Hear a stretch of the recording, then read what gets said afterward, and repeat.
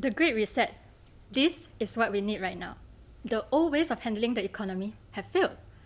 This reset should be viewed as a golden opportunity for the government to create a fresh and concerted policy response in order to address our most serious economic problems. We need big and bold socio-economic policies to kickstart our economy recovery and also to realign our economic priorities towards a more sustainable and resilient forms of work, so that when the next crisis hits, we'll be better prepared to absorb the shocks. So this will include creating resilient jobs and industries for a new generation. We want to ensure a better quality of life for all Malaysians that is built upon a more solid system. A system that seeks to resolve problems that come from inequality, poor social mobility, and inadequate social protection. But to save and create jobs in a failing economy, we need the government to act courageously and urgently.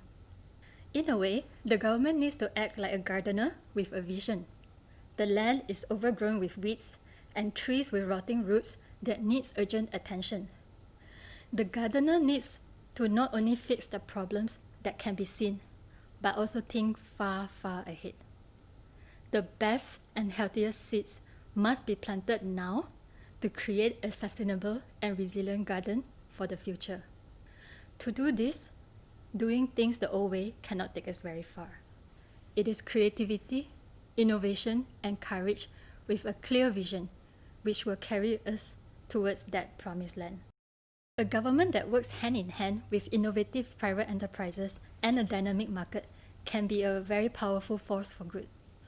The greatest potential in growing the economy in a post-COVID-19 world lies with the people. We must invest in them. This is where mission-oriented innovation policy can play a big role in seeding the economy of the future, when new forms of work can be created in response to the crisis. Mission-oriented innovation policies focuses on solving specific problems that our society faces. This requires thinking about the interconnected relations between all our different sectors in order to solve our societal problems.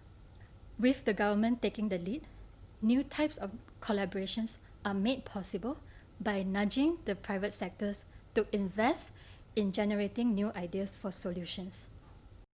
This results in the potential for great benefits. Even though the private sector has been seen as pioneering innovation, much of the world's progress has actually been led by the governments. For example, in the mid-20th century, the space race to the moon between the United States and the Soviet Union has led to great innovation, not just in the aerospace industries, but also in other areas such as food, medicine, and biology. Things that billions of us are using today, such as the internet and the GPS, are actually the result of the US investment in their national defense. Governments are best placed to lead innovation for public good, with, of course, the help from the private sector. This is because governments are entrusted to serve the people over profit. This ensures a nation that is able to fully enjoy the fruits of these investments. So, what should our mission be? It should be to breathe new life into our economy by creating resilient and sustainable jobs while solving our society's problem.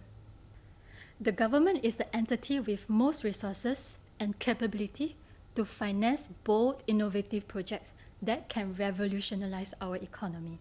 It is time for the government to step in as the most crucial investor and innovator.